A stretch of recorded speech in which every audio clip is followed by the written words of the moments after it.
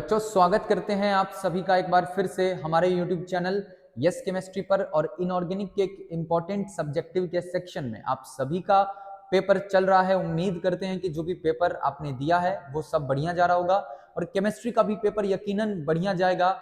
आपने हमारे चैनल पर जो सब्जेक्टिव ये जो सीरीज है उसमें फिजिकल और ऑर्गेनिक के लेक्चर्स को अच्छे से कंप्लीट किया है और साथ ही साथ इनऑर्गेनिक के भी लेक्चर को कंप्लीट कर लेते हैं तो यकीन मानो कि जो सवाल को जो छांटना है ना, वहां पर 20 में से 10 सवाल छांटना बहुत ज्यादा आसान हो जाएगा। और आज भी मैं इनऑर्गेनिक के वैसे टॉपिक्स को लेकर के आया हूं, कुछ ऐसे डिस्कशंस हम लोग करेंगे जो कि आपके एग्जाम को और आसान बनाएगा। चलिए शुरुआत करते हैं आज के हमारे इस लेक्चर को। हालांकि आज जो है हम इनऑर्गेनिक कवर कर रहे हैं तो टोटल 4 चैप्टर्स पर हम फोकस करेंगे। तो मैंने सोचा कि क्वेश्चन आंसर तो हम करेंगे, लेकिन उससे पहले हम कोऑर्डिनेशन कंपाउंड के कुछ इंपॉर्टेंट थ्योरीज को भी देख लें, कुछ इंपॉर्टेंट सेक्शंस पर भी नजर डाल लें जिससे रिलेटेड क्वेश्चंस आपके बोर्ड एग्जाम में दिखाई देगा। तो चलिए पहले हम लोग उस सेक्शन को देखते हैं। और आपको भी ये बात समझना है कि जो भी टॉपिक्स मैं बता रहा हूं आपको उन टॉपिक्स को अच्छे से रिवाइज करके जाना है, तभी आप कॉन्फिडेंटली पेपर में आंसर लिख पाओगे। तो चलिए स्टार्ट करते हैं हमारा आज का इस लेक्चर को। तो सबसे पहले हम कवर करेंगे, मैंने जैसा कि बता दिया, कोऑर्डिनेशन कंपाउंड चैप्टर को सबसे पहले कवर कर लेंगे। और इस चैप्टर के भी कुछ इंपॉर्टेंट सेक्शंस है, इन सेक्शंस पर बात करेंगे। सबसे पहले हम बात करते हैं कोऑर्डिनेशन कंपाउंड का। एक एग्जांपल ले लें, सेंट्रल मेटल एटम होता है, सबको पता है, लिगेंड्स होते हैं, बॉन्डेड होता है, सब ये सारा बात बेसिक सा बात। कोऑर्डिनेशन एंटिटी किसको बोलते हैं? तो जो स्पेयर है इसको बोलते हैं कोऑर्डिनेशन एंटिटी। बच्चों स्वागत करते हैं आप सभी का एक बार फिर से हमारे YouTube चैनल यस केमिस्ट्री पर। और आज के इस लेक्चर में हम लोग कवर करने वाले हैं इनऑर्गेनिक के इंपॉर्टेंट सब्जेक्टिव्स को।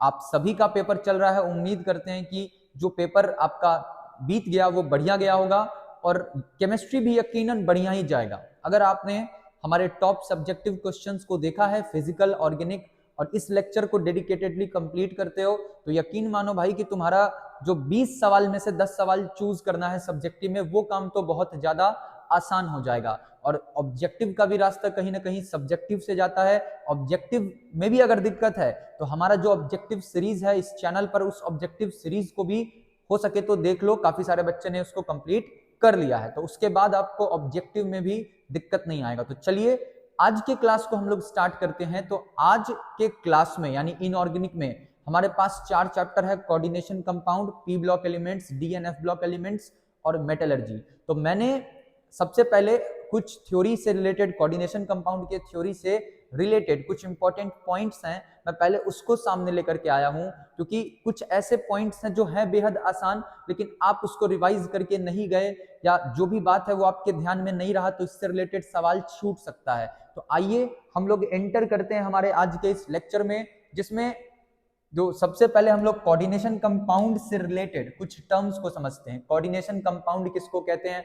सबसे पहला सवाल, सेंटअप एग्जाम में ये सवाल पूछा भी था कि कॉम्प्लेक्स आयन या कॉम्प्लेक्स कंपाउंड किसे कहते हैं? तो कोऑर्डिनेशन कंपाउंड किसे कहते हैं? कॉम्प्लेक्स कंपाउंड या कोऑर्डिनेशन कंपाउंड एक ऐसा कंपाउंड है जिसमें एक सेंट्रल मेटल एटम होता है ना, और बॉन्डेड होता है किससे? लिगेंड से। अगर हम एक कोऑर्डिनेशन कंपाउंड का सबसे साधारण एग्जांपल लें, K4FeCN6, तो हमने ये सब पढ़ रखा है कि ब्रैकेट के अंदर जो मेटल है इट इज सेंट्रल मेटल, और सेंट्रल मेटल से जो लोग जुड़े हुए हैं उनको हम कहते हैं लिगेंड्स, और जो बाहर बैठा है, गार्डन में बैठा है, दे आर काउंटर आयंस। जो बाहर बैठते हैं वो काउंटर आयन कहलाते हैं। तो डब्बा पहले भी हो सकता है, ये जो स्क्वायर ब्रैकेट है ये पहले भी हो सकता है, ये स्क्वायर ब्रैकेट बाद में भी हो सकता है। अगर डब्बा पहले है, मतलब ये स्क्वायर ब्रैकेट अगर पहले है और जो काउंटर आयन है वो बाद में है, इसका मतलब वो कॉम्प्लेक्स हमारा एनायनिक कॉम्प्लेक्स है। और डब्बा बाद में है, जैसे इस वाले केस में डब्बा बाद में है, पहले हमारा काउंटर आयन है, तो ये एक प्रकार का एनायनिक कॉम्प्लेक्स है। एनायनिक या केटायनिक वो डिपेंड करता है कि कॉम्प्लेक्स आयन पर कौन सा चार्ज है। तो चलिए नेक्स्ट है कोऑर्डिनेशन एंटिटी। कोऑर्डिनेशन एंटिटी इस स्क्वायर ब्रैकेट को कहते हैं।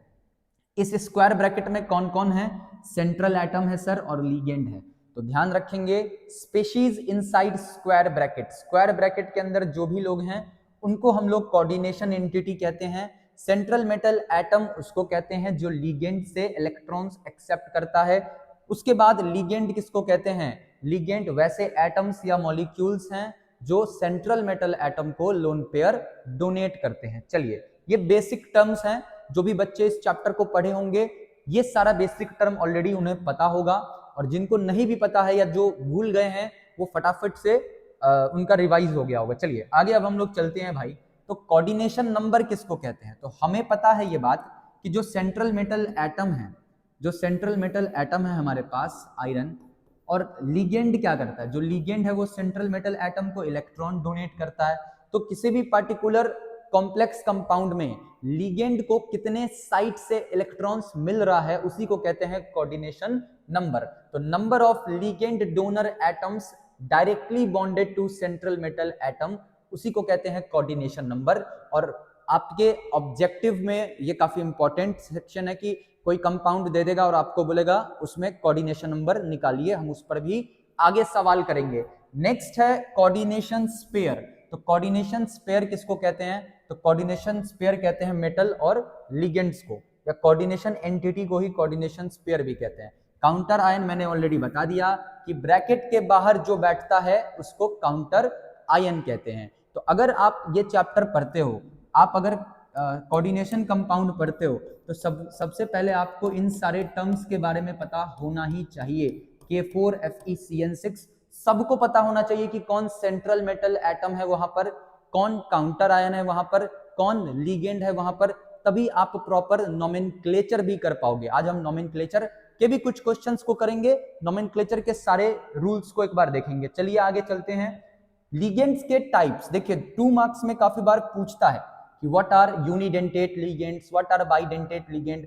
यूनिडेंटेट लिगेंड वैसे लिगेंड्स को बोलते हैं जिनके पास सिर्फ एक डोनर साइट है। वैसे लिगेंड्स जो सेंट्रल मेटल एटम को सिर्फ एक जगह से इलेक्ट्रॉन दे सकते हैं, वैसे लिगेंड्स को बोलते हैं यूनिडेंटेट लिगेंड।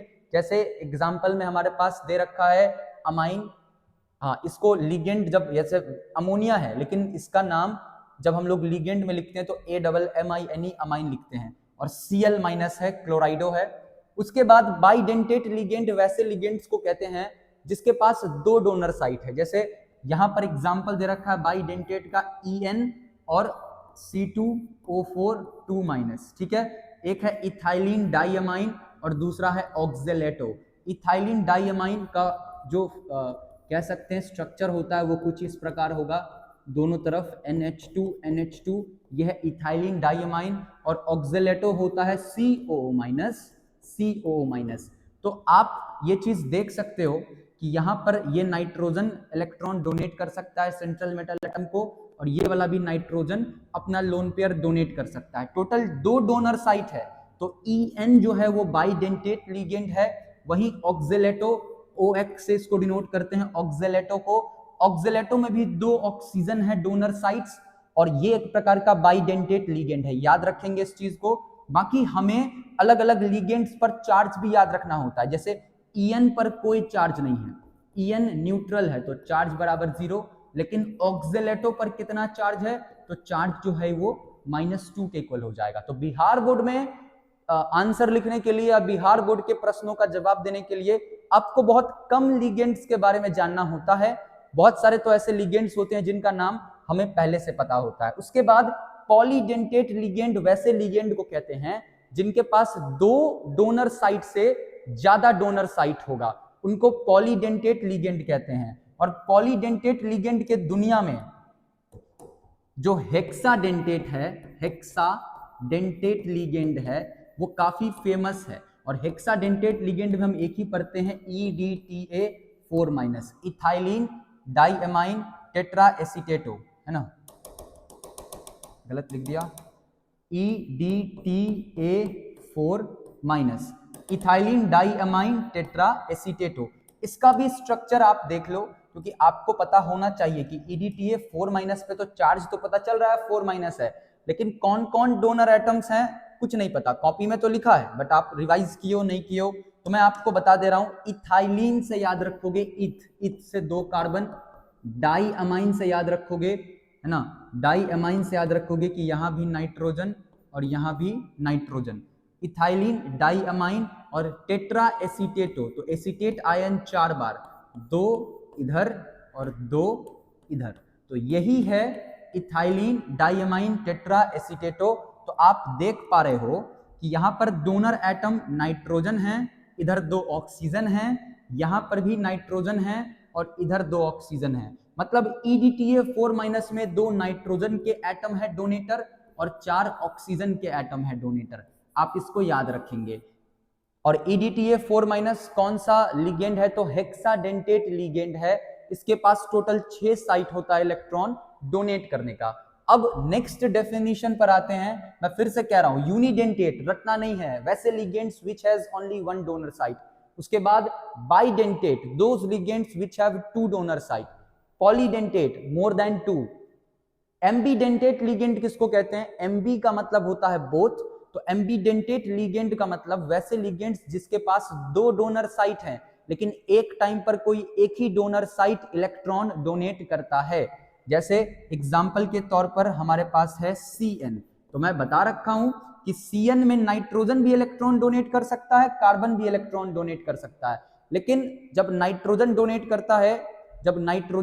करता है तो उस केस में आइसोसाइनाइड बनता है, और जब कार्बन डोनेट करता है उस केस में साइनाइडो होता है। तो आप इस चीज को ध्यान रखेंगे। मैं फिर से बोल दूं, एम्बीडेंटेट लिगेंड वैसे लिगेंड को कहते हैं जिसके पास 2 डोनर साइट है लेकिन एक बार में कोई एक ही डोनर साइट इलेक्ट्रॉन डोनेट कर सकता है, 2 पॉसिबल डोनर एटम्स, जैसे NO2 में N भी कर सकता है, O भी कर सकता है, लेकिन एक बार में या तो सिर्फ N करेगा या तो सिर्फ O।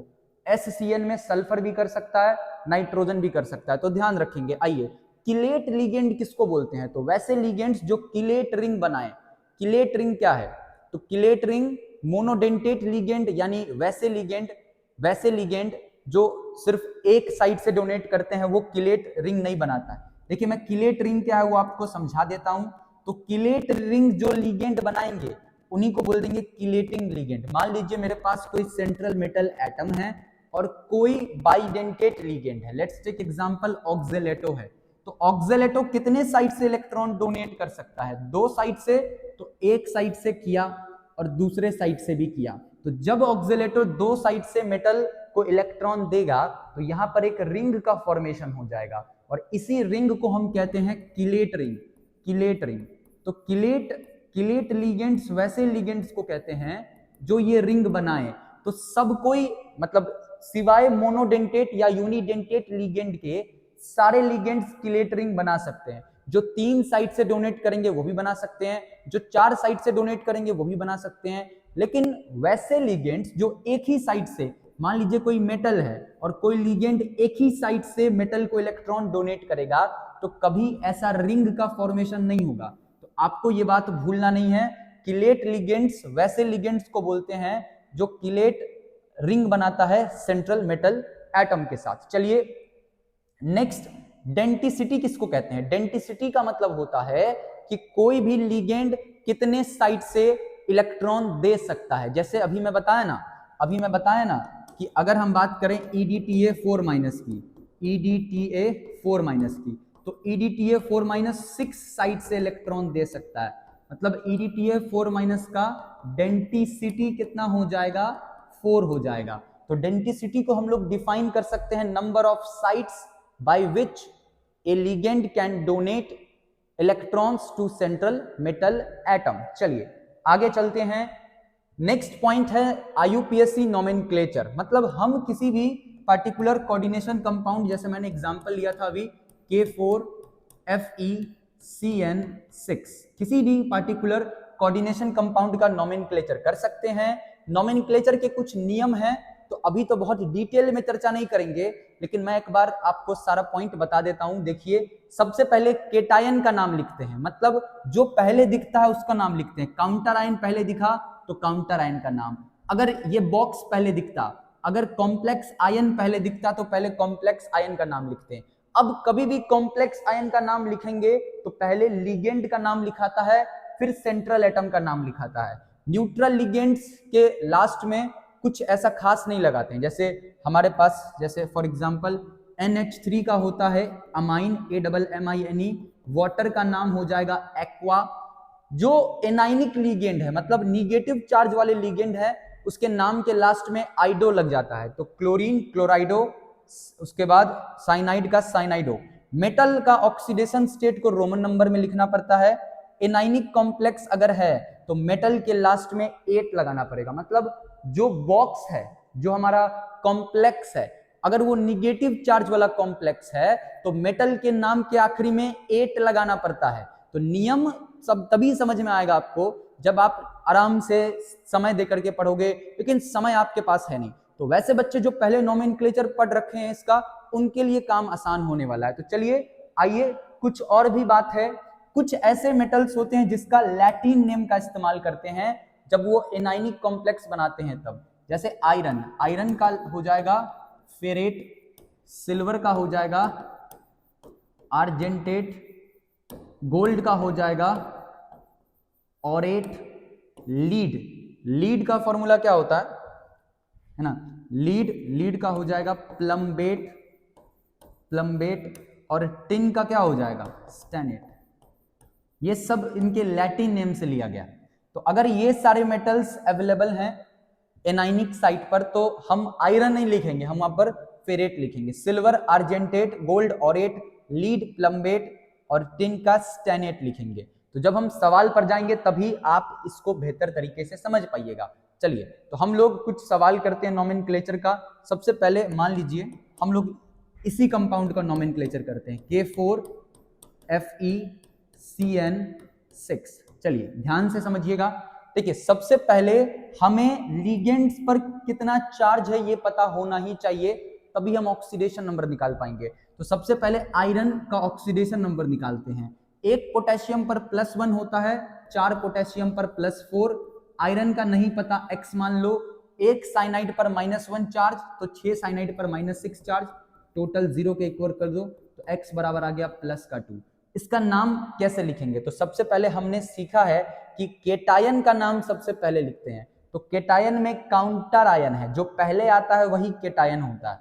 तो काउंटर आयन में है पोटेशियम, तो बस क्या लिख देंगे पोटेशियम। 4 पोटेशियम देख के टेट्रा पोटेशियम मत लिख देना, सिर्फ पोटेशियम।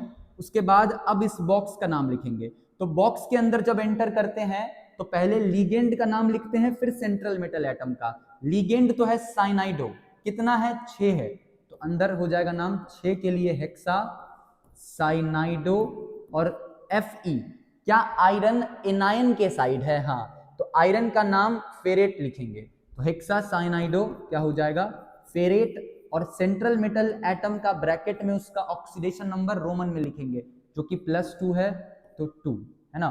तो इसका नाम क्या हो गया पोटेशियम हेक्सा साइनाइडो फेरेट, और उसका ऑक्सीडेशन नंबर। ये हो गया इसका नोमेनक्लेचर। अब आगे जब सवाल आएगा तो हम और भी ज्यादा नोमेनक्लेचर करेंगे। तो मैं फिर से कहता हूं कि जो बच्चे पहले नोमेनक्लेचर पढ़े थे उनके लिए काम थोड़ा आसान रहेगा, और वैसे बच्चे जो नोमेनक्लेचर नहीं पढ़े थे, भाई ऑब्जेक्टिव तक में नोमेनक्लेचर पूछ देता है 4 ऑप्शन देके, तो थोड़ा आइडिया लगा लो ताकि कम से कम सही ऑप्शन को चूज कर पाओ। चलो अब आगे चलते हैं।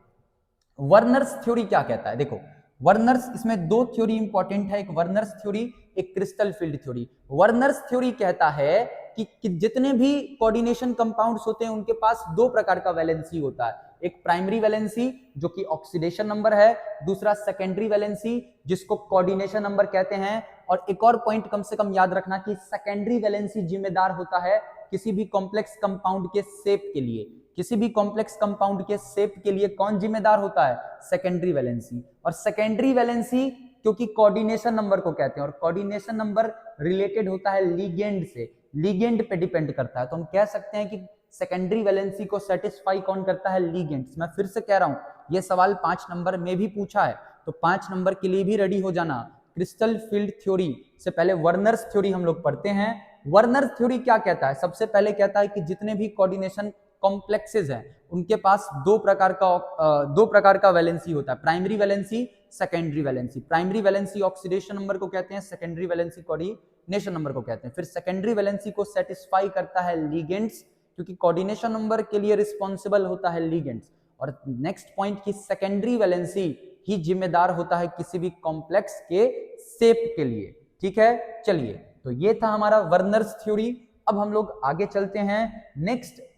अब इस चैप्टर में कुछ आइसोमेरिज्म पढ़ते हैं, स्ट्रक्चरल आइसोमेरिज्म, जिससे भी 100% सवाल जो है वो पूछता है ऑब्जेक्टिव में भी, और कहीं ना कहीं 2 मार्क्स में भी पूछ सकता है किसी पर्टिकुलर आइसोमर पर। तो चलिए, बड़ा आसान है, एक एक बार देख लेते हैं। सबसे पहला आयोनाइजेशन आइसोमेरिज्म। याद रखिए कि 2 कॉम्प्लेक्स कंपाउंड एक दूसरे के आयोनाइजेशन आइसोमर्स तब कहलाते हैं जब आयन एक्सचेंज होता है काउंटर आयन और लीगेंड के बीच। मतलब जो लीगेंड है वो काउंटर आयन बन जाएगा या काउंटर आयन लीगेंड बन जाएगा। जैसे यहां पर देखिए हमारे पास 2 कंपाउंड्स दे रखे हैं, 2 कंपाउंड्स दे रखे हैं, एक में ब्रोमीन ब्रैकेट के अंदर, एक में ब्रोमीन अंदर ब्रैकेट के बाहर। तो ये अंदर बाहर अगर लीगेंड कर रहा है, 2 ऐसे कॉम्प्लेक्स दे रखे हैं जिसमें सब कुछ सेम है, बस लीगेंड अंदर बाहर कर रहा है, तो आप समझ जाइए वो एग्जांपल है आयोनाइजेशन आइसोमेरिज्म का। तो आयोनाइजेशन आइसोमेरिज्म अराइजेस जब एक्सचेंज होगा, आयंस का एक्सचेंज होगा लीगेंड और कह सकते हैं काउंटर आयन के बीच। तो ध्यान रखेंगे। नेक्स्ट है हाइड्रेट आइसोमेरिज्म। याद रखिए सेम चीज अगर वाटर करे, जैसे वाटर अभी अंदर है लेकिन अगले एग्जांपल में वाटर बाहर भी चला गया, तो अगर वाटर लीगेंड के तौर पर है और अगले कंपाउंड में वाटर काउंटर आयन के तौर पर है, तो आप समझ जाइए वो कौन सा आइसोमेरिज्म है, it is hydrate isomerism. Linkage isomerism समझना और ज्यादा आसान है।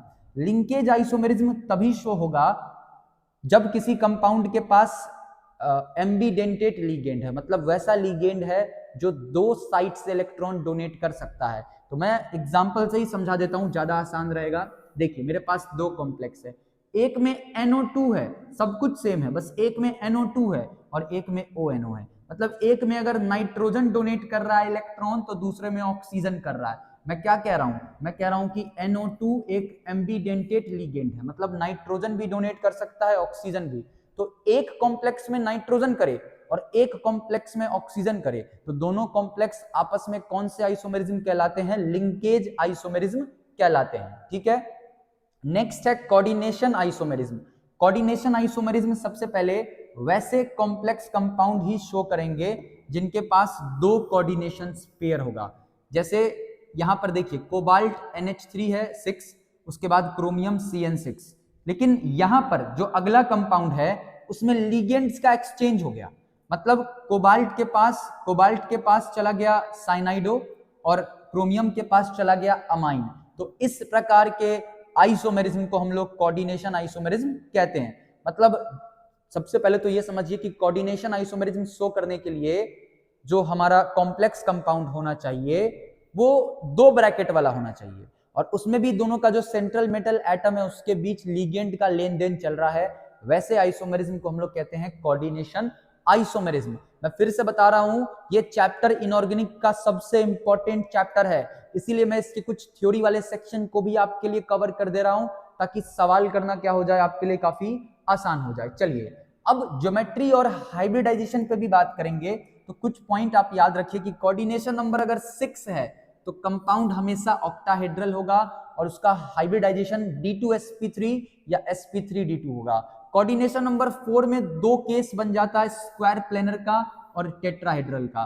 अगर DsP2 है तो स्क्वायर प्लेनर, sp3 है तो टेट्राहेड्रल। स्ट्रॉन्ग फील्ड लिगेंड्स में पेयरिंग हो जाता है इलेक्ट्रॉन्स का, और वीक फील्ड लिगेंड में पेयरिंग नहीं होता है। अभी हम लोग सवाल पर भी चलेंगे। वैसे बच्चे जो इस चैप्टर को कभी हाथ तक नहीं लगाए थे उनके लिए थ्योरी समझना थोड़ा कठिन हो सकता है, लेकिन वैसे बच्चे जो पहले पढ़ रखे हो उनको मेरी बातें समझ में आ रही होगी। स्ट्रॉन्ग फील्ड लिगेंड में पेयरिंग होता है, वीक फील्ड लिगेंड में पेयरिंग नहीं होता है। स्ट्रॉन्ग फील्ड लिगेंड में पेयरिंग हो जाता है इसलिए इनर ऑर्बिटल कॉम्प्लेक्स बनाता है, weak field ligand outer orbital complex बनाता है। अब चलते हैं आगे।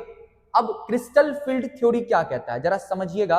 क्रिस्टल फील्ड थ्योरी में क्या होता है कि जो d ऑर्बिटल होता है वो स्प्लिट कर जाता है, वो 2 हिस्से में बढ़ जाता है, T2g और Eg में। तो बस आपसे अगर क्रिस्टल फील्ड थ्योरी पूछे तो आप इसी स्प्लिटिंग का जिक्र कर देना कि क्रिस्टल फील्ड थ्योरी में जो d ऑर्बिटल होता है वो ब्रेक हो जाता है। तो crystal field theory explains when ligands approach central metal ion, मतलब जब लिगेंड सेंट्रल मेटल आयन के पास आता है तो the degenerate D orbital split मतलब टूटना, स्प्लिट कर जाता है अलग अलग एनर्जी लेवल्स में इलेक्ट्रोस्टैटिक रिपल्सन के कारण। और इलेक्ट्रोस्टैटिक रिपल्सन किस में लगता है?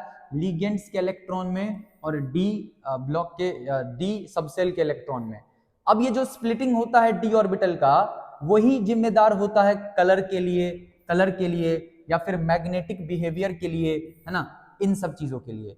अब डेल्टा टी और डेल्टा ओ क्या है? तो डेल्टा टी है splitting energy in tetrahedral complex, delta O है splitting energy in octahedral complex. और ऑक्टाहेड्रल कॉम्प्लेक्स का स्प्लिटिंग एनर्जी ज्यादा होता है। जो स्प्लिटिंग एनर्जी होता है ना टेट्राहेड्रल कॉम्प्लेक्स का, मैं आपको बता दूं कि splitting energy of tetrahedral complex is equals to, ये होता है 4/9 times of splitting energy of octahedral complex. इस चीज को भी ध्यान में रखेंगे कि टेट्राहेड्रल कॉम्प्लेक्स का स्प्लिटिंग एनर्जी बराबर होगा ऑक्टाहेड्रल कॉम्प्लेक्स इंटू 4/9 के। मैं सिंपल सा आइडिया देता हूं, वर्नर्स थ्योरी पूछे तो आप वहां पर ये जिक्र कर दो कि वर्नर के अकॉर्डिंग टोटल दो प्रकार के कह सकते हैं, एक प्राइमरी वैलेंसी और एक सेकेंडरी वैलेंसी। वर्नर जो है प्राइमरी वैलेंसी और सेकेंडरी वैलेंसी पर ज्यादा फोकस किया। और अगर सीएफटी पूछ दे तो इस बात का जिक्र करो कि डी ऑर्बिटल टूट जाता है, डी ऑर्बिटल ब्रेक हो जाता है, उसका डीजेनरेसी खत्म हो जाता है। और जो डी ऑर्बिटल है उसी के टूटने के कारण जो मैग्नेटिक प्रॉपर्टी है या कलर है वो शो करता है कोऑर्डिनेशन कंपाउंड्स। ठीक है, तो अगर आपसे इस दोनों में से कुछ भी पूछ दे, चाहे वर्नर्स थ्योरी या फिर क्रिस्टल फील्ड थ्योरी, उम्मीद करते हैं कि आप उस सवाल को छोड़ के नहीं आओगे। चलो अब हम लोग आते हैं अपने सवाल पर, शुरू करते हैं सवाल के इस सिलसिले को। चलो, तो सबसे पहला सवाल वही आईयूपीएससी नोमेनक्लेचर पर बेस्ड है। तो जो रूल्स हैं, जो रेगुलेशंस हैं, वो मैंने ऑलरेडी बता दिया है। तो आइए सबसे पहले इसका नाम लिखते हैं। तो सबसे पहले मुझे दिख रहा है काउंटर आयन पहले आ रहा है, तो पहले काउंटर आयन का नाम लिखेंगे। कौन है? पोटेशियम। तो इसका नाम हो जाएगा पोटेशियम। उसके बाद ब्रैकेट में एंटर करेंगे तो लिगेंड का नाम लिखेंगे 6 हेक्सा। हेक्सा कौन है? सीएन है, साइनाइडो है, हेक्सा साइनाइडो। फिर Fe फेरेट, फेरेट। और फिर ब्रैकेट में लिखना पड़ेगा उसका ऑक्सीडेशन नंबर। ऑक्सीडेशन नंबर निकाल लेते हैं। 3 पोटेशियम पर 3 चार्ज, आयरन का नहीं पता x, Cn का 1 Cn का -1, 6 Cn का -6, टोटल 0 के इक्वल कर देंगे। तो x बराबर कितना आ जाएगा यहां से? प्लस का 3। तो यानी चार्ज कितना है? 3। तो ऑक्सीडेशन नंबर 3। यहां बात करें CONH3 6। अब देखिए जो हमारा बॉक्स है वो पहले है, जो हमारा कोऑर्डिनेशन कह सकते हैं एंटिटी है वो पहले है। तो पहले इस कोऑर्डिनेशन एंटिटी का नाम लिखेंगे, फिर काउंटर आयन का नाम लिखेंगे। तो कोऑर्डिनेशन एंटिटी का क्या नाम लिखें? ध्यान से समझिएगा, कोऑर्डिनेशन एंटिटी का हम लोग क्या नाम लिखें? मैंने नोमेनक्लेचर के काफी सारे क्वेश्चंस आज लेकर के आए हैं, तो आपका जो भी डाउट है नोमेनक्लेचर का, वो डाउट पूरे तरीके से क्या हो जाएगा? समाप्त हो जाएगा। चलिए, तो सबसे पहले हम लोग इस कोऑर्डिनेशन स्फीयर का नाम लिखेंगे। तो इसमें हमारे पास है कोबाल्ट NH3 6। पहले लिगेंड का नाम लिखेंगे। लिगेंड में है अमाइन, AMMINE, अमाइन 6 बार। तो इसका नाम हो जाएगा हेक्सा अमाइन। उसके बाद हमारे पास है कोबाल्ट। कोबाल्टेट मत लिख देना, अब सिर्फ कोबाल्ट। कोबाल्टेट तब लिखते हैं जब ये जो बॉक्स है वो एनाइनिक कॉम्प्लेक्स होता, बॉक्स बाद में आता, लेकिन बॉक्स पहले आ जाएगा तो सिर्फ कोबाल्ट। और यहां पर इसका ऑक्सीडेशन नंबर, और बाहर वेट कर रहा है क्लोराइड।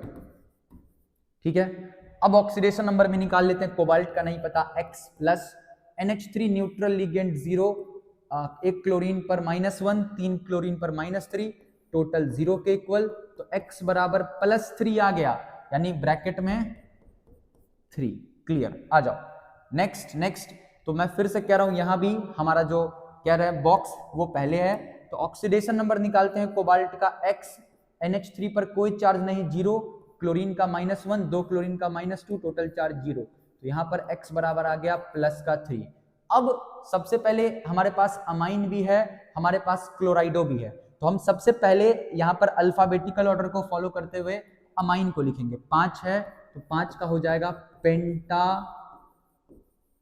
अमाइन क्लोराइडो। इसके बाद कौन है? मेटल, कौन है? कोबाल्ट। कोबाल्ट, और इस पर ऑक्सीडेशन नंबर कितना आया, +3 आया है, तो कोबाल्ट 3, और बाहर वेट कर रहा है क्लोराइड। और मैं फिर से बताता हूं, काउंटर आयन का संख्या कितना है उस पर कुछ निर्भर नहीं करता है, बस आपको क्लोराइड लिख देना है। हम ऑक्सीडेशन नंबर से पता कर सकते हैं ऑलरेडी कि टोटल चार्ज 0 हो जाएगा, उसके लिए कितना क्लोरीन लेना पड़ेगा। चलिए अब आगे हम लोग सीखते हैं कि कैसे हम लोग किसी भी पार्टिकुलर एलिमेंट का या किसी कॉम्प्लेक्स में कैसे ऑक्सीडेशन नंबर निकालते हैं। तो NiCO4 में निकेल का मान लेते हैं X, CO जो है वो न्यूट्रल होता है, तो कोई चार्ज नहीं, 0 बराबर 0, तो निकेल पर यहां पर कोई चार्ज नहीं है, ये एक न्यूट्रल कॉम्प्लेक्स है। प्लेटिनम का निकालना है X, C2H4 पर भी कोई चार्ज नहीं होगा, न्यूट्रल होगा, है ना, तो +0, C2H4 नहीं होगा, है ना, इसको ये कर लो, C2O4 कर लो, थोड़ा सा यहाँ पे मिसप्रिंट हो गया, वही तो C2O4, है ना, तो ये है ऑक्जेलेटो, और ऑक्जेलेटो पर चार्ज होता है, तो प्लेटिनम पर मान लेते हैं X, एक ऑक्जेलेटो है, एक ऑक्जेलेटो पर -2 चार्ज, है ना, और फिर बात करेंगे क्लोरीन पर, एक क्लोरीन पे -1, 3 क्लोरीन पे -3, और टोटल चार्ज -1 के बराबर, तो यहाँ से X बराबर कितना आ गया, +4 आ गया। तो फिर इसका नाम हम लोग लिख लेंगे, क्योंकि यहाँ पर काउंटर आयन है ही नहीं, यहाँ पर सिर्फ हमारे पास कॉम्प्लेक्स है, तो कॉम्प्लेक्स में C2O4 है, हमारे पास C2O4 है, तो इसका नाम क्या होता है, ऑक्जेलेटो, और यह है क्लोराइडो, पहले क्लोराइडो आएगा, कितना बार, 3 बार, तो इसका नाम हो जाएगा ट्राई क्लोराइडो, उसके बाद ऑक्जेलेटो, और मेटल है प्लेटिनम। लेकिन एक और चीज देखिए कि इस बॉक्स पर माइनस चार्ज है, और ये एक तरीके से एनायनिक कॉम्प्लेक्स हो गया, तो हम लोग लिखेंगे प्लेटिनेट,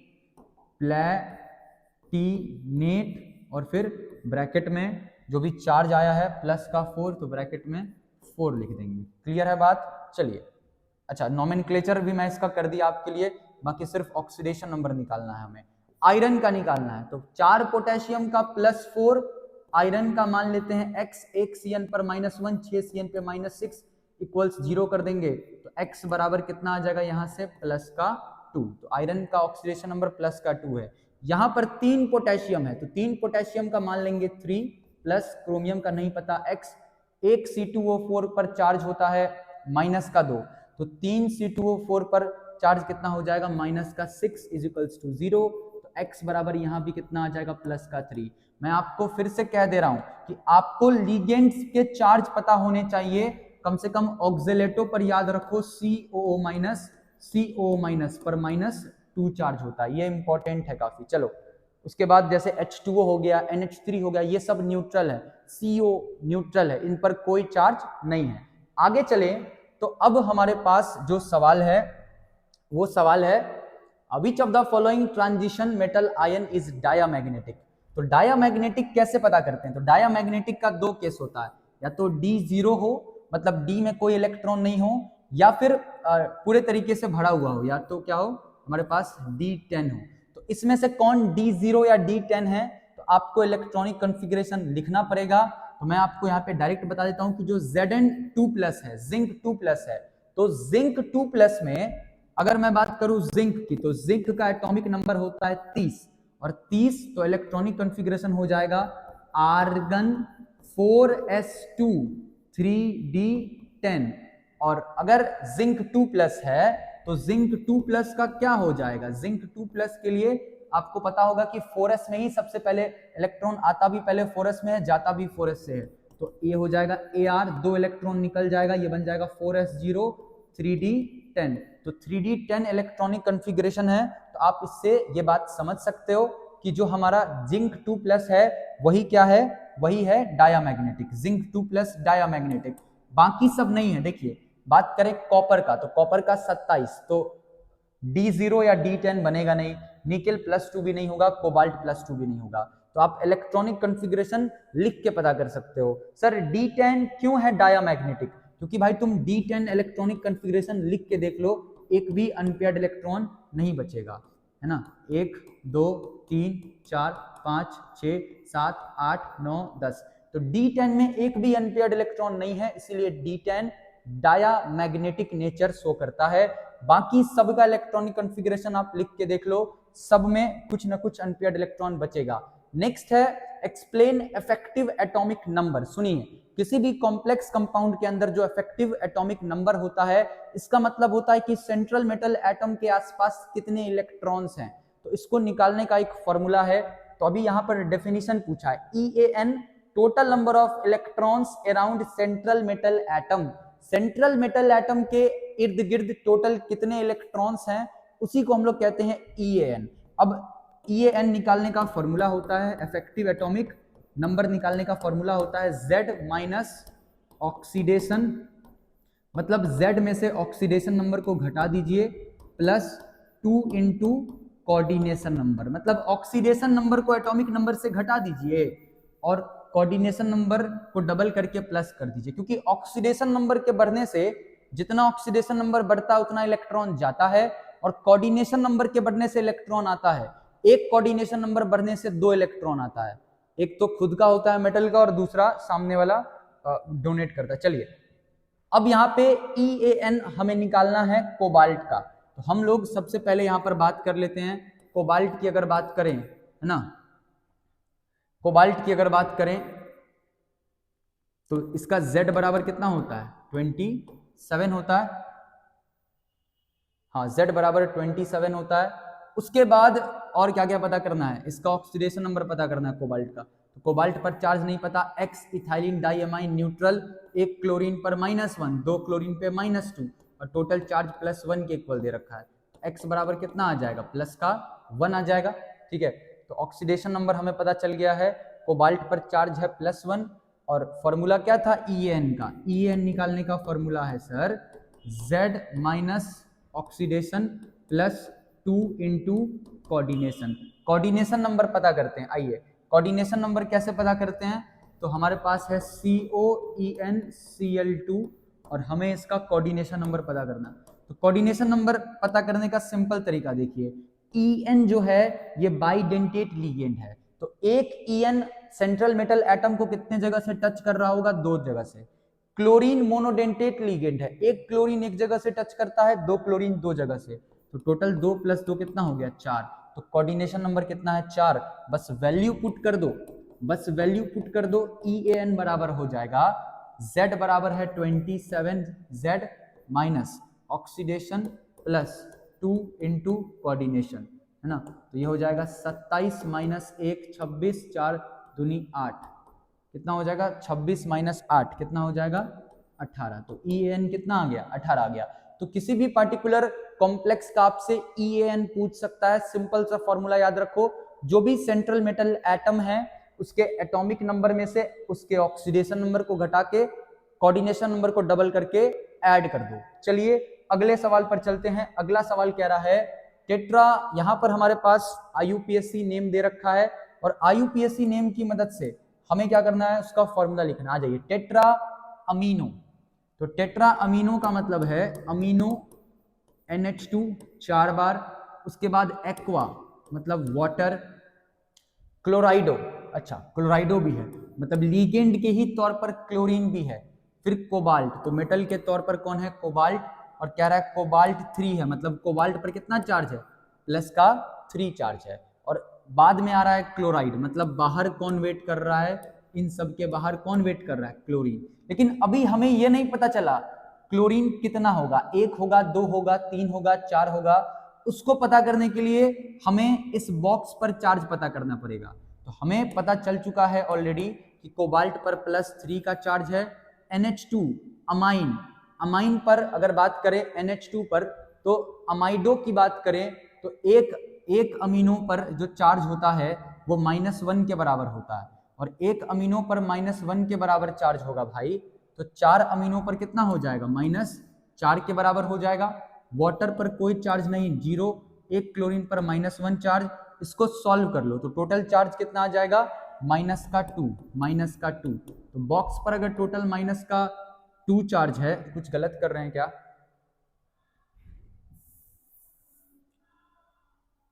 कोबाल्ट +3 है ना। अच्छा NH2 है हमारे पास, NH2 जो होता है वो उस पर कोई चार्ज नहीं होता, NH2 तो न्यूट्रल होता है, तो +3 और क्लोरीन पर -1 होगा, तो क्लोरीन का -1 और है ना, ये किसके बराबर आ गया -2 के, तो बॉक्स पे -2 चार्ज।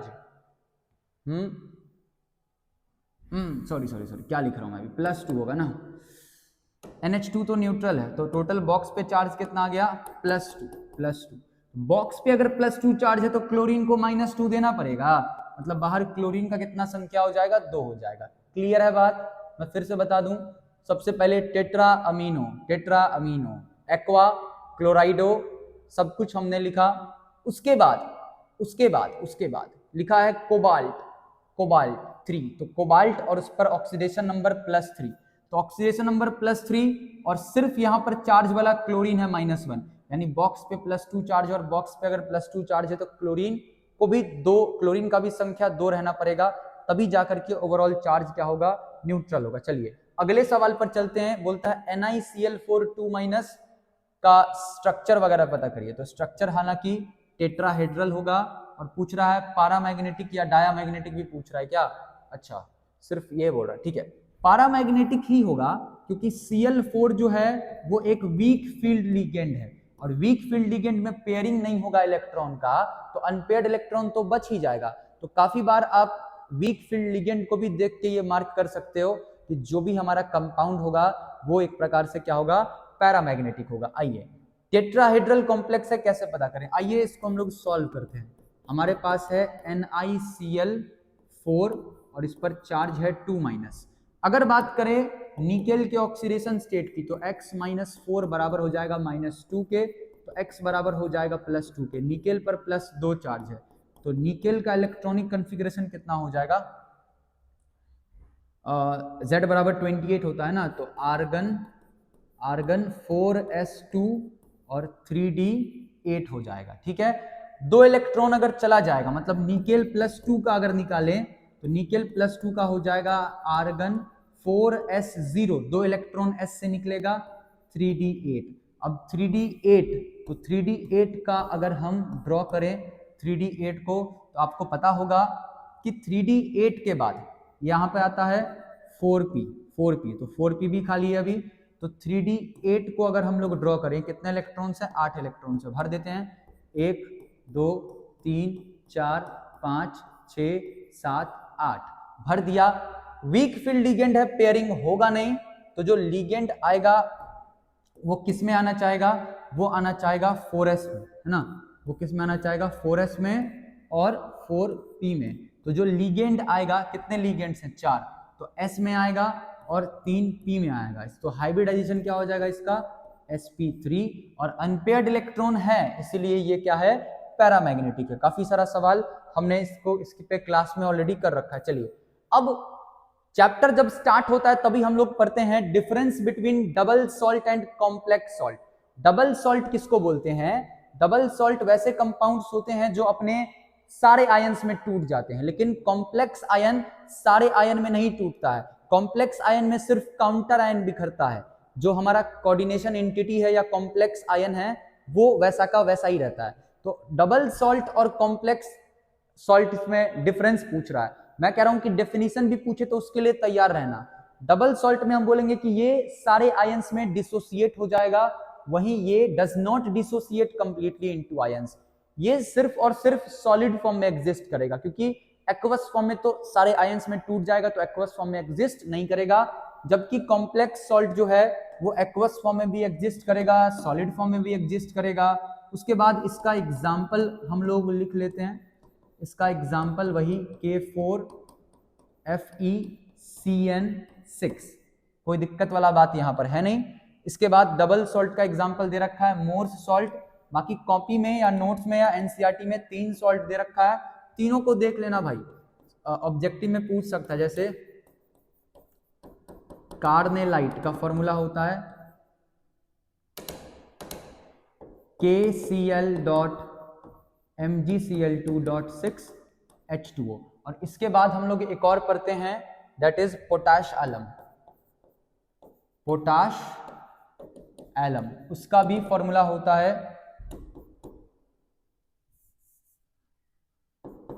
K2SO4 Al2SO4 का होल थ्राइस डॉट 24H2O, ये होता है पोटैश एलम का फॉर्मूला।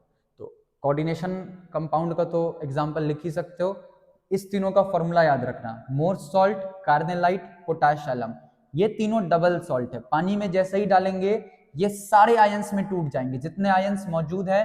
तो हम ये भी कहते हैं कि डबल सॉल्ट अपने अंदर जो भी आयंस मौजूद हैं सबका पॉजिटिव टेस्ट देता है, लेकिन कॉम्प्लेक्स आयन सारे आयन का पॉजिटिव टेस्ट नहीं देता है। चलिए अब हम लोग आगे चलते हैं। अगर आगे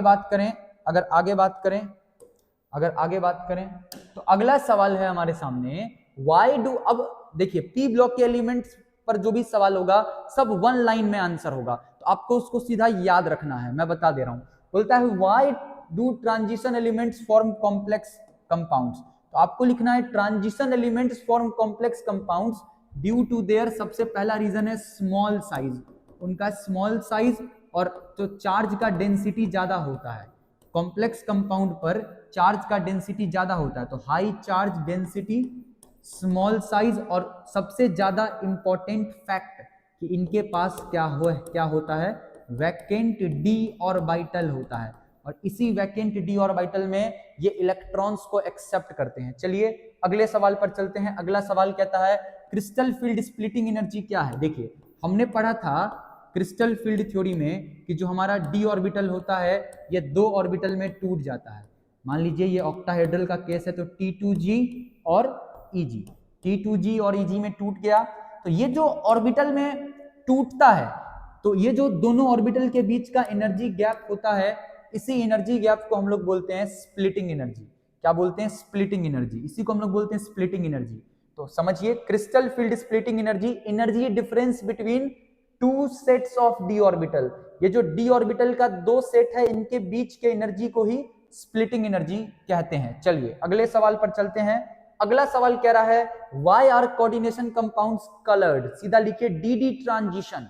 डी ट्रांजिशन मैं यहां समझाता हूं। देखिए जब डी ऑर्बिटल स्प्लिट होता है ना, तो जो लोअर एनर्जी वाला सेल है उसका एक इलेक्ट्रॉन को जैसे ही एनर्जी मिलता है तो ये इलेक्ट्रॉन उठ के चला जाता है हायर स्टेट में।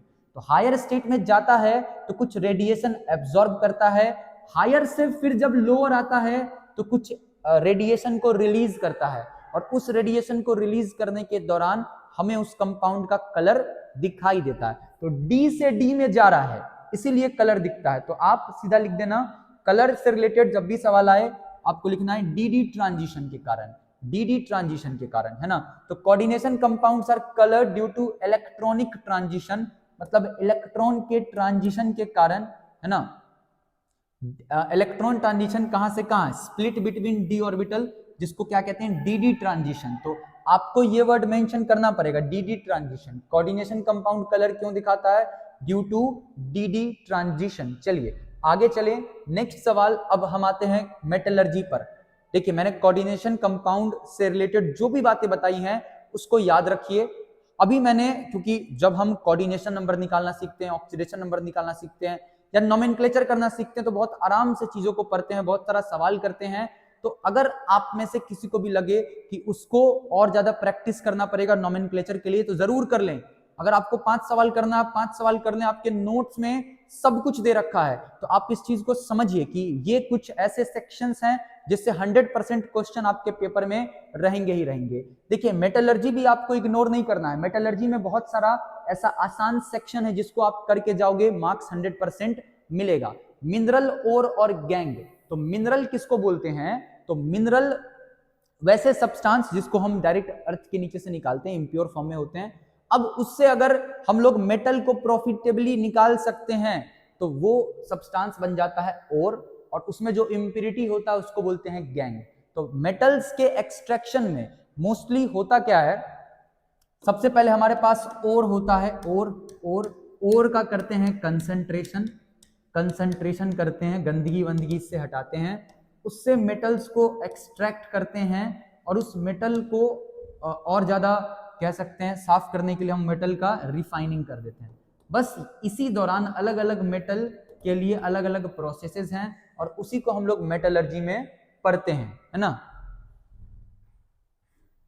तो सबसे पहले हम बात करें कंसंट्रेशन ऑफ ओर का अलग अलग प्रोसेस है। हाइड्रोलिक वॉशिंग में पानी से धोते हैं ओर को, याद रखिए, वाटर पास करवाते हैं। मैग्नेटिक सेपरेशन में हम लोग वैसे या ओर को गैंग पार्टिकल से अलग तब कर सकते हैं जब दोनों में से कोई एक मैग्नेट से जाकर के चिपके, मतलब एक या तो इंप्यूरिटी मेटल पर मैग्नेट से जाकर के चिपके या और मैग्नेट से जाकर के चिपके, तो इसको कहते हैं मैग्नेटिक सेपरेशन।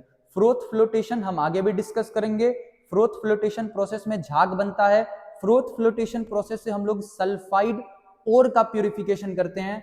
लीचिंग एक ऐसा प्रोसेस है जिसमें केमिकल की मदद से हम लोग क्या करते हैं, सेपरेशन करते हैं या ओर से मेटल को एक्सट्रैक्ट करते हैं। हम एक केमिकल डालते हैं, उस केमिकल में या तो इम्प्यूरिटी या तो मेटल डिसॉल्व हो जाता है, उसको अलग कर लेते हैं। रोस्टिंग और कैल्किनेशन तो बड़ा आसान है।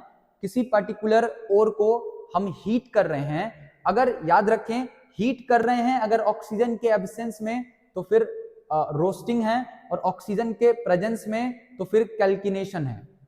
इस चीज को ध्यान रखेंगे कि ऑक्सीजन के एब्सेंस में कर रहे हैं then it is what it is, उल्टा बोल दिया मैं, ऑक्सीजन के प्रेजेंस में कर रहे हैं तो रोस्टिंग, ऑक्सीजन के एब्सेंस में कर रहे हैं तो इट इज कैल्किनेशन। स्मेल्टिंग एक ऐसा प्रोसेस है जिसमें बहुत ज्यादा हाई टेम्परेचर की मदद से हम लोग क्या करते हैं, मेटल्स को या ओर से मेटल्स को एक्सट्रैक्ट करते हैं बहुत ज्यादा हाई टेम्परेचर करके। फ्लक्स और स्लैग सब कुछ आगे पढ़ेंगे। सबसे रिलेटेड क्वेश्चन से ये इंपॉर्टेंट सेक्शन है मेटलर्जी का, और इसी इंपॉर्टेंट सेक्शन से आगे अभी हम लोग सवाल करेंगे। चलिए आते हैं हमारे आज के सवाल पर भी। सबसे पहला सवाल, डिफरेंशिएट बिटवीन कैल्किनेशन एंड रोस्टिंग। अगर हम लोग बात करें कैल्किनेशन और रोस्टिंग में डिफरेंस की, तो आपको याद रखना है, ध्यान से देखिएगा। सबसे पहले हम बात करते हैं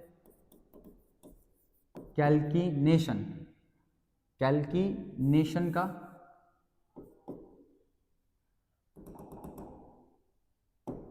और दूसरी तरफ रोस्टिंग का। अगर बात करें कैल्किनेशन की, तो कैल्किनेशन में हम क्या करते हैं कि जो भी हमारा ओर होगा उसको हम लोग हीट करते हैं। हम ऐसा लिख सकते हैं,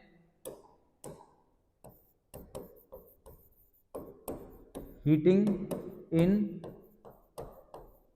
एब्सेंस ऑफ ऑक्सीजन, और इसमें heating in presence of oxygen. Simple सा फंडा। एक और बात याद रखिएगा कि जहां पर हम लोग ऑक्सीजन के एब्सेंस में हीट करते हैं वहां पर हम लोग कार्बोनेट ओर को बदलते हैं किसमें, ऑक्साइड ओर में। और जहां पर ऑक्सीजन लेकर के जा रहे हैं वहां पर मोस्टली हम लोग सल्फाइड ओर को बदलते हैं किसमें, ऑक्साइड ओर में। उसके बाद जहां पर कार्बोनेट ओर का इस्तेमाल हो रहा है वहां पर कार्बन डाइऑक्साइड गैस रिलीज होता है ना, और जहां पर सल्फाइड ओर का इस्तेमाल हो रहा है वहां पे SO2 गैस रिलीज होता है। यहाँ पे क्या होगा, SO2 गैस रिलीज होगा। उम्मीद करते हैं पॉइंट क्लियर है ना, कोई दिक्कत वाला बात इसमें होना नहीं चाहिए। चलिए, तो ये है डिफरेंस किसका, कैल्किनेशन का और दूसरी तरफ रोस्टिंग का। अब अगर हम लोग आगे चलें, नेक्स्ट पॉइंट है write name and chemical formulas of 2 ores of aluminium, zinc, copper and iron. Ores को बताना है, उसके नाम बताने हैं। तो मैं आपको बता दूं कि आपको इन सारे एलिमेंट्स के ओर के नाम याद होने चाहिए। इससे काफी बार एग्जाम में सवाल पूछा है। कॉपर है और क्या है, आयरन है। इन सब के दो ओर्स का नाम आपको याद रखना है। मैं एक और बता देता हूं, आप मरकरी के भी एक ओर का नाम याद रखो, HGS, which is called cinnabar. इससे भी काफी बार सवाल पूछा है। आइए, अगर हम लोग बात करें एल्यूमिनियम की, तो एल्यूमिनियम का सबसे पहला ओर आपको याद रखना है बॉक्साइट। अगर बात करें बॉक्साइट के फॉर्मूला की, तो बॉक्साइट का फॉर्मूला होता है Al2O3.2H2O। दूसरा क्रायोलाइट का फॉर्मूला Na3Al(F6). उसके बाद आते हैं जिंक पर, तो जिंक का जिंकाइट यानी ZnO, और जिंक ब्लेंड होता है ZnS।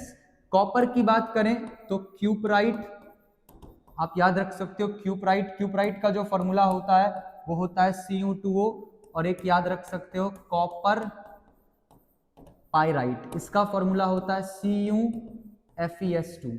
आयरन की बात करें तो काफी इंपॉर्टेंट है, नीचे लिख दे रहा हूं, दो तो याद रखोगे ही रखोगे, एक हेमेटाइट और दूसरा मैग्नेटाइट। हेमेटाइट और दूसरा मैग्नेटाइट। देखिए हेमेटाइट का फॉर्मूला Fe2O3 और मैग्नेटाइट का फॉर्मूला Fe3O4। उम्मीद करते हैं क्लियर है, इतना जरूर याद रखना। ऑब्जेक्टिव में भी सवाल पूछा है, सब्जेक्टिव में भी पूछा है, तो सब्जेक्टिव में अगर करके जाओगे ये सब याद रहेगा तो एक अपर हैंड रहेगा हमेशा। चलो आगे चलें, अगला सवाल स्मेल्टिंग। याद रखो किसी भी पार्टिकुलर मेटल के ऑक्साइड ओर से मेटल को एक्सट्रैक्ट करने के लिए बहुत ज्यादा हीट देते हैं, 1000 डिग्री सेल्सियस से ज्यादा हीट देते हैं, और यहां पर इस्तेमाल करते हैं कार्बन का या कार्बन मोनोऑक्साइड का। एक फर्नेस में जिसको स्मेल्टर बोलते हैं उसके अंदर काम चलता है, एक भट्टे के अंदर काम चलता है, जहां पर हम लोग ऑक्साइड ओर से क्या एक्सट्रैक्ट करते हैं, मेटल, और इस प्रोसेस को ही कहते हैं स्मेल्टिंग। एक बार पढ़ लेना, वही बात लिखा हुआ है। अगला सवाल बोलता है फ्रोथ फ्लोटेशन प्रोसेस।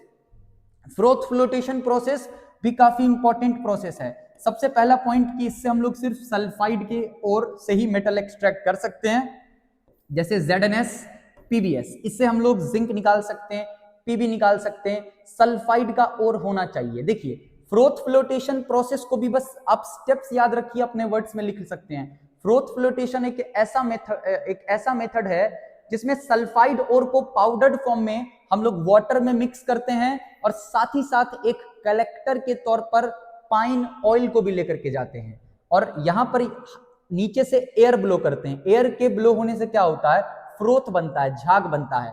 तो जो सल्फाइड है ना, ZnS में जो सल्फाइड है, जो हमारा ओर है, मेटल है, Zn है, वो क्या होगा, वो फ्रोथ बन करके ऊपर आ जाता है, इंप्यूरिटी नीचे रह जाता है, उसको हम लोग सेपरेट कर लेते हैं। ये जो झाग बनता है उस झाग को स्टेबल रखने के लिए इस प्रोसेस में हम लोग फ्रोथ स्टेबलाइजर्स का भी इस्तेमाल करते हैं, और उसमें हम लोग यूज करते हैं दो चीज का, मोस्टली एनिलीन का या फिर क्रिसॉल का। तो फ्रोथ फ्लोटेशन प्रोसेस एक बार पढ़ लीजिए, हो सके तो इसका डायग्राम भी एक बार देख लेना है। अब गैंग, फ्लक्स और स्लैग, ये तीनों भी बहुत ज्यादा इंपॉर्टेंट है। आपको मैं बताता हूं इसको याद रखने का तरीका, बड़ा सिंपल है, जरा देखिएगा। आप गैंग, फ्लक्स और स्लैग, GFS से याद रखिए कि गैंग में जब फ्लक्स मिलाते हैं तो स्लैग बनता है, गैंग पार्टिकल्स में यानी इंप्यूरिटीज में जब फ्लक्स को ऐड करते हैं तो स्लैग का फॉर्मेशन होता है। तो गैंग पार्टिकल तो इंप्यूरिटीज को कहते हैं। अब इंप्यूरिटीज को हटाने के लिए जिस चीज को डाल रहे हैं वो फ्लक्स है, और गैंग और फ्लक्स के मिलने से जो बनता है वो स्लैग है। तो अगर बात करें एग्जाम्पल की, तो एग्जाम्पल के तौर पर हम एक एग्जाम्पल ले सकते हैं। मान लीजिए हमारे पास कोई गैंग पार्टिकल मौजूद है, इंप्यूरिटी के फॉर्म में SiO2 मौजूद है, तो इसमें हम लोग फ्लक्स ऐड करते हैं CaO, और बन के तैयार होता है CaSiO3, यानी कैल्शियम सिलिकेट इसको पढ़ते हैं। This is calcium silicate. तो एग्जाम्पल भी याद हो जाएगा आपको, कैल्शियम सिलिकेट एग्जाम्पल हो गया किसका, स्लैग का, फ्लक्स का CaO, गैंग पार्टिकल का SiO2। वहीं एक और एग्जाम्पल अगर हम लोग लें, मान लीजिए कि इस बार मेरे पास इंप्यूरिटी के फॉर्म में है FeO, तो इसमें हम लोग फ्लक्स के तौर पर मिलाते हैं SiO2, तो अब बनता है FeSiO3। ये कैल्शियम सिलिकेट, ये क्या है, आयरन सिलिकेट, इसको ध्यान रखेंगे, ये आयरन सिलिकेट या फेरस सिलिकेट इसको कह सकते हैं ना। जो काम की बात है वो समझिए, इधर ध्यान दीजिएगा। काम का बात यह है कि जो SiO2 है और यहां पर CaO है, तो SiO2 जो होता है ये एक प्रकार का एसिडिक इंप्यूरिटी है, तो उसमें जो हम लोग फ्लक्स ऐड करते हैं वो बेसिक है, और वही दूसरी तरफ जो इंप्यूरिटी है वो बेसिक है, FeO बेसिक नेचर का है, तो उसमें जो हम लोग फ्लक्स ऐड करते हैं वो एसिडिक है। SiO2 दोनों का काम कर सकता है, गैंग का भी, फ्लक्स का भी। कहीं पर इंप्यूरिटी है और कहीं पर ये फ्लक्स का काम कर रहा है, तो तीनों को याद रखना, सिंपल सा फंडा। GFS, गैंग पार्टिकल में फ्लक्स ऐड करते हैं तो स्लैग बनता है, सिंपल सा फंडा, याद रखो। आगे चलते हैं। नेक्स्ट है what R P block elements. भाई सिंपल सा फंडा, वैसे एलिमेंट्स जिसका लास्ट इलेक्ट्रॉन पी सब सेल में एंटर करेगा उसको बोलेंगे पी ब्लॉक एलिमेंट्स। बोल दे रहा हूं, लिख लो, those elements whose last electron enters in, कहां लास्ट इलेक्ट्रॉन एंटर करता है, पी सब सेल में, उसको हम लोग पी ब्लॉक एलिमेंट्स कहते हैं। पी ब्लॉक एलिमेंट्स कहां से कहां तक लाई करता है, तो ग्रुप नंबर 13 से लेकर के ग्रुप नंबर 18 तक। जनरल इलेक्ट्रॉनिक कॉन्फ़िगरेशन क्या होता है, तो NS2 और NP1 से लेकर के 6, ये इसका जनरल इलेक्ट्रॉनिक कॉन्फ़िगरेशन है। मतलब पी ब्लॉक का कोई भी एलिमेंट है वो इस इलेक्ट्रॉनिक कॉन्फ़िगरेशन का पालन करेगा। आगे चले, दो यूज पूछ रहा है अमोनिया का और नाइट्रिक एसिड का। भाई देख ले इधर, अमोनिया का दो यूज और दो यूज नाइट्रिक एसिड का। नाइट्रिक एसिड का सबसे पहला यूज तो लिख लोगे कि दोनों को अमोनियम साइनेट मतलब फर्टिलाइजर बनाने में दोनों का इस्तेमाल किया जाता है। यूज्ड इन मेकिंग फर्टिलाइजर्स, इसमें भी लिख लोगे यूज्ड इन मेकिंग फर्टिलाइजर्स। दोनों का इस्तेमाल हम लोग फर्टिलाइजर बनाने में कर सकते हैं। अमोनियम साइनेट बनाने में, अमोनियम नाइट्रेट बनाने में, सॉरी साइनेट बोल दिया, अमोनियम नाइट्रेट यानी NH4NO3 बनाने में इस दोनों का इस्तेमाल कर सकते हैं, अमोनिया का भी और नाइट्रिक एसिड का भी। बाकी अमोनिया का इस्तेमाल हम लोग नाइट्रिक एसिड बनाने में भी कर सकते हैं। तो इसमें लिख सकते हैं यूज्ड टू प्रिपेयर क्या बनाने में, नाइट्रिक एसिड बनाने में। तो used to prepare nitric acid, है ना, नाइट्रिक एसिड का इस्तेमाल करते हैं। और नाइट्रिक एसिड में लिख लो कि इसमें हम लोग एक्सप्लोजिव्स बना सकते हैं, बम वगैरह बना सकते हैं। तो यूज्ड टू प्रिपेयर एक्सप्लोजिव्स, याद रखना है। चलो आगे चलते हैं। नेक्स्ट हमारा सवाल है, बोलता है वैलेंसी इनर्ट गैस का जीरो क्यों है। भाई वैलेंसी इनर्ट गैस का जीरो इसीलिए है क्योंकि इनर्ट गैस का जो सेल है, आउटर मोस्ट सेल है, वो कंप्लीटली फिल्ड है, पूरे तरीके से भरा हुआ है। उनके आखिरी सेल में 8 इलेक्ट्रॉन्स हैं, इसलिए उनका वैलेंसी क्या है, जीरो है। चलिए, बोलता है NH3 ज्यादा बेसिक है PH3 से, क्यों। देखो NH3 और PH3 के बेसिसिटी पर जब हम बात करते हैं तो चर्चा चलता है लोन पेयर के डोनेट करने का टेंडेंसी। हमें पता है कि जो अपना लोन पेयर बढ़िया डोनेट करेगा वो बढ़िया लेविस बेस कहलाएगा। तो नाइट्रोजन के पास इलेक्ट्रॉन का घनत्व ज्यादा होता है, नाइट्रोजन का साइज छोटा होता है फास्फोरस के तुलना में, तो नाइट्रोजन का इलेक्ट्रॉन डेंसिटी ज्यादा होता है फास्फोरस की तुलना में। तो नाइट्रोजन जो है वो ज्यादा बेहतर तरीके से इलेक्ट्रॉन को डोनेट कर पाएगा, ज्यादा अवेलेबल है नाइट्रोजन में। सिंपल सा बात है कि नाइट्रोजन का इलेक्ट्रॉन ज्यादा अवेलेबल है, फास्फोरस का इलेक्ट्रॉन ज्यादा अवेलेबल नहीं है। क्यों, क्योंकि फास्फोरस का साइज ज्यादा है इसीलिए। चलिए नेक्स्ट सवाल पर चलें। बोलता है व्हाट इज लेंथेनाइड कॉन्ट्रैक्शन। काफी बार बता रखा हूं कि जो डी ऑर्बिटल्स होते हैं उनका सील्डिंग पुअर होता है। तो डी ऑर्बिटल्स के पुअर सील्डिंग के कारण कुछ एलिमेंट्स होते हैं जिनका एटॉमिक साइज घट जाता है। बताया था ना कि डी ऑर्बिटल झगड़ा नहीं कर रहे, तो एस वाले पर न्यूक्लियस का ध्यान ज्यादा है, तो न्यूक्लियस एस वाले को अपनी तरफ खींचने लगता है, जिससे एटम का साइज डिक्रीज हो जाता है। उसी को हम लोग कहते हैं लेंथेनाइड कॉन्ट्रैक्शन। चलिए आगे बात करें। नेक्स्ट है PCl5 एग्जिस्ट करता है बट NCl5 एग्जिस्ट नहीं करता है। आपको लिख लेना है क्योंकि फास्फोरस के पास वैकेंट डी ऑर्बिटल है लेकिन नाइट्रोजन के पास वैकेंट डी ऑर्बिटल नहीं है, नो वैकेंट डी ऑर्बिटल। इसीलिए नाइट्रोजन अपने वैलेंसी को एक्सपेंड नहीं कर पाता है। फास्फोरस 5 क्लोरीन बुला सकता है, नाइट्रोजन नहीं बुला सकता है क्योंकि नाइट्रोजन के पास वैकेंट डी ऑर्बिटल नहीं है। अगले सवाल पर चलते हैं। बोलता है ओजोन एक बहुत बढ़िया स्ट्रॉन्ग ऑक्सीडाइजिंग एजेंट भी है, ब्लीचिंग एजेंट भी है।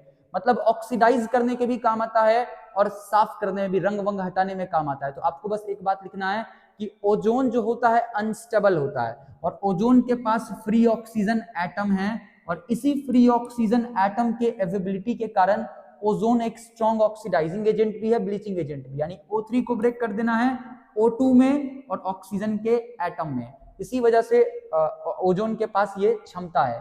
नेक्स्ट है what are inter halogen compounds. Inter halogen compounds simply लिख दीजिए कि वैसे कंपाउंड्स जो किससे बनते हैं, अलग अलग हैलोजन्स को मिला के बनते हैं।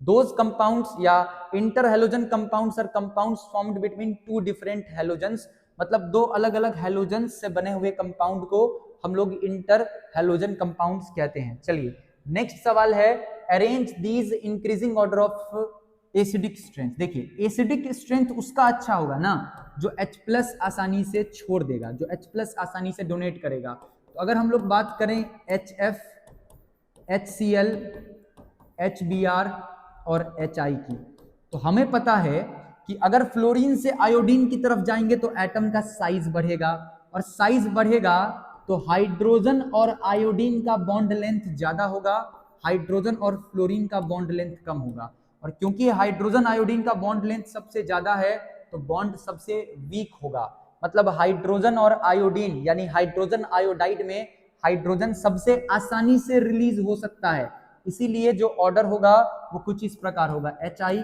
फिर HBr, HCl और सबसे बेकार एसिड कौन हो जाएगा, HF हो जाएगा। अब इलेक्ट्रॉन एफिनिटी के ऑर्डर पे बांटना है। इलेक्ट्रॉन एफिनिटी का मतलब होता है वो एनर्जी जो रिलीज होगा जब कोई एटम इलेक्ट्रॉन गेन करेगा।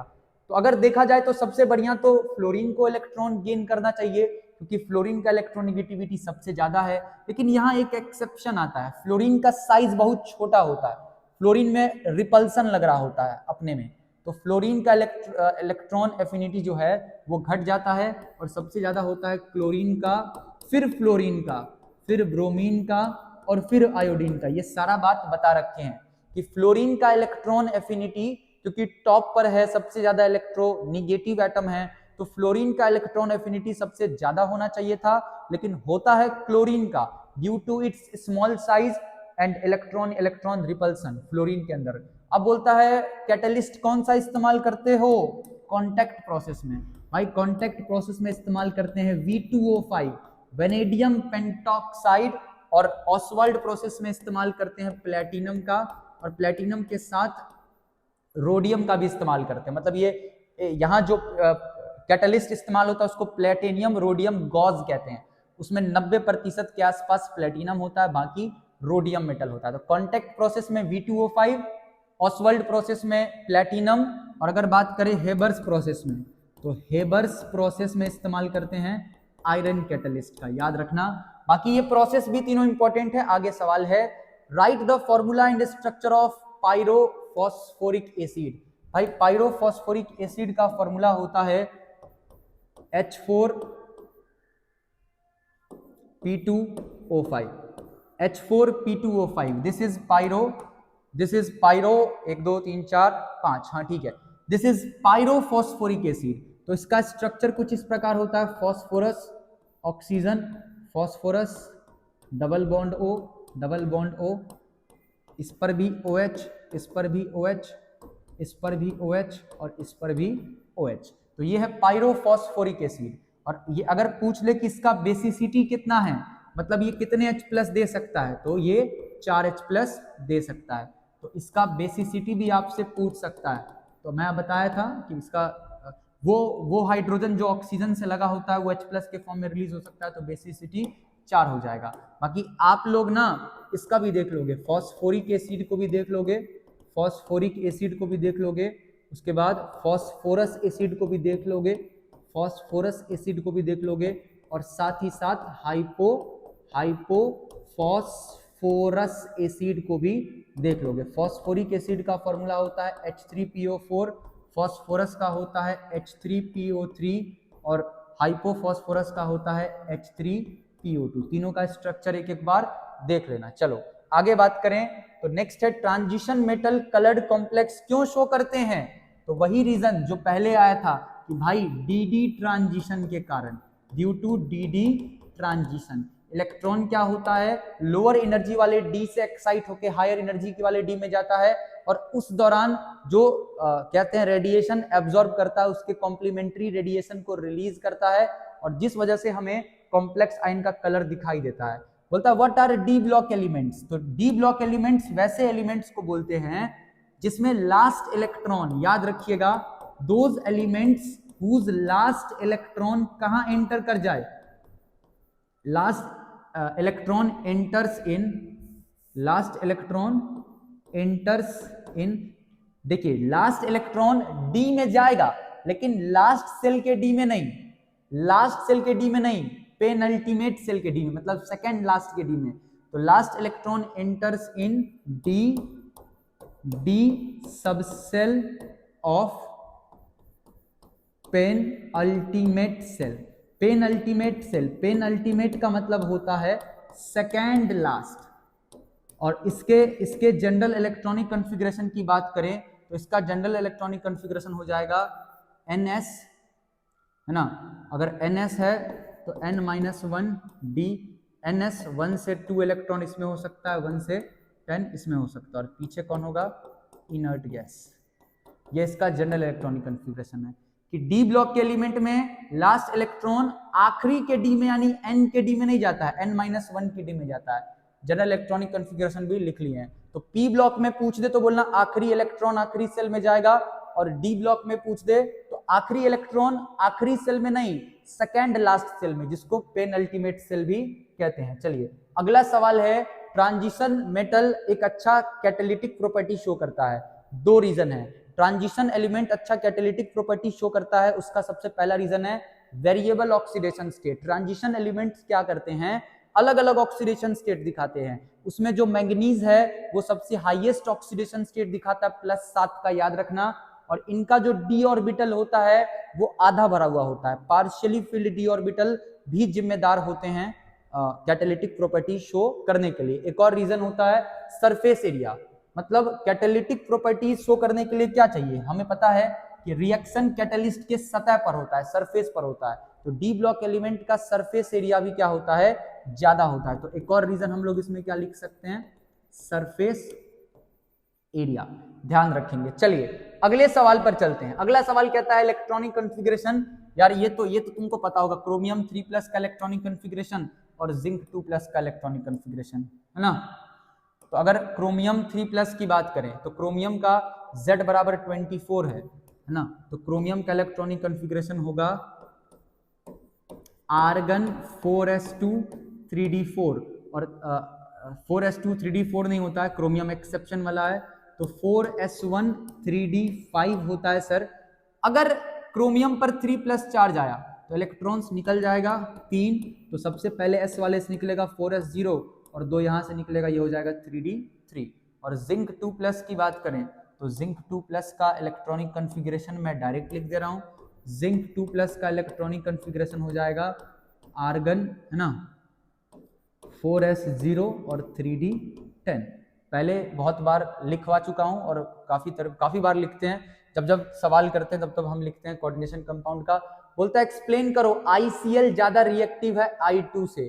सिंपल आंसर होगा, ये ज्यादा रिएक्टिव इसीलिए है क्योंकि आयोडीन और क्लोरीन के बीच का बॉन्ड कमजोर होता है आयोडीन के बीच के बॉन्ड से। तो आपको सिंपली लिखना है यहाँ पर कि जो बॉन्ड इंथैल्पी होता है आयोडीन एंड क्लोरीन का, वो कम होता है bond enthalpy of iodine. That's why ये ज्यादा रिएक्टिव है। या एग्जाम में ऐसा कोई भी सवाल पूछे ना कि कोई चीज ज्यादा रिएक्टिव क्यों है, तो बता दो उसका बॉन्ड वीक है इसीलिए ज्यादा रिएक्टिव है। चलो इसको भी लिख लोगे। नेक्स्ट बात करें तो मैं आपको बता दूं आपके एग्जाम के पॉइंट ऑफ व्यू से, contact process, Haber's process, Oswald process. Contact process में हम लोग H2SO4 बनाते हैं, हेबर्स प्रोसेस में अमोनिया बनाते हैं, और ऑसवाल्ड प्रोसेस में हम लोग HNO3 यानी नाइट्रिक एसिड बनाते हैं। इन तीनों प्रोसेस को एक बार पढ़ लोगे, इन तीनों प्रोसेस को एक बार देख लोगे। सिंपल सा प्रोसेस है, सल्फ्यूरिक एसिड बनता है, SO2 गैस को ऑक्सीडाइज करते हैं SO3 में, वेनेडियम पेंटॉक्साइड कैटलिस्ट का इस्तेमाल करते हैं 450 डिग्री सेल्सियस पर। फिर जो SO3 है ना, उसको हम लोग डालते हैं H2SO4 में ओलियम के साथ, तो हमारे पास H2SO4 बन करके तैयार होता है। हेबर्स प्रोसेस ऑलरेडी बता दिए, नाइट्रोजन हाइड्रोजन से रिएक्शन करता है 1:3 में और अमोनिया बनाता है, it is Haber's process. Oswald process की बात करें तो अमोनिया को ऑक्सीडाइज करते हैं, कैटलिस्ट मौजूद होता है प्लेटिनम कैटलिस्ट, प्लेटिनम और रोडियम कैटलिस्ट, तो वो NO में कन्वर्ट होता है और उसका फर्दर ऑक्सीडेशन करवाते हैं तो वो HNO3 में कन्वर्ट हो जाता है। उसके बाद आपको याद रखना है जो मॉन्ड्स प्रोसेस है, ये मेटलर्जी का सवाल है। मॉन्ड्स प्रोसेस से हम लोग प्यूरिफिकेशन करवाते हैं निकेल का। मॉन्ड्स प्रोसेस से निकेल का प्यूरिफिकेशन होता है और वैन अल्केल प्रोसेस से हम लोग टाइटेनियम और जिरकोनियम का प्यूरिफिकेशन करवाते हैं। इस पर भी काफी बार सवाल पूछा है। मॉन्ड्स प्रोसेस निकेल और van Arkel process titanium and zirconium. ठीक है, तो यही सवाल था हमारा। ये कुछ ऐसा सब्जेक्टिव क्वेश्चंस था जो आपके बोर्ड एग्जाम के लिए बेहद बेहद जरूरी है। तो मैं आपको ये बात पूरे गारंटी के साथ कहता हूं कि जो भी बच्चा ये तीनों वीडियो कंप्लीट करता है उसको आंसर राइटिंग में किसी प्रकार का दिक्कत नहीं होगा। वो आसानी से उस 20 सवाल में से कोई 10 सवाल चूज कर पाएगा। अगर आप नहीं कर पा रहे हो तो ये आपकी गलती है कि आपने इन लेक्चर्स को ठीक से नहीं देखा। तो मैं जितना भी बात बताया हूं, जो भी बात बताया हूं, रुक के देखना पड़े, पॉज करना पड़े, उसको करो और इस लेक्चर को कंप्लीट करो। आप सभी को आपके बोर्ड एग्जाम के लिए बेस्ट ऑफ लक। अपना बेस्ट दीजिए, शानदार प्रदर्शन करिए और बाकी ये आपके लाइफ का सिर्फ एक पार्ट है, सिर्फ एक एग्जाम है। बहुत लोड नहीं लेना है, मस्त मिजाज में जाकर के एग्जाम देना है। चलिए, धन्यवाद।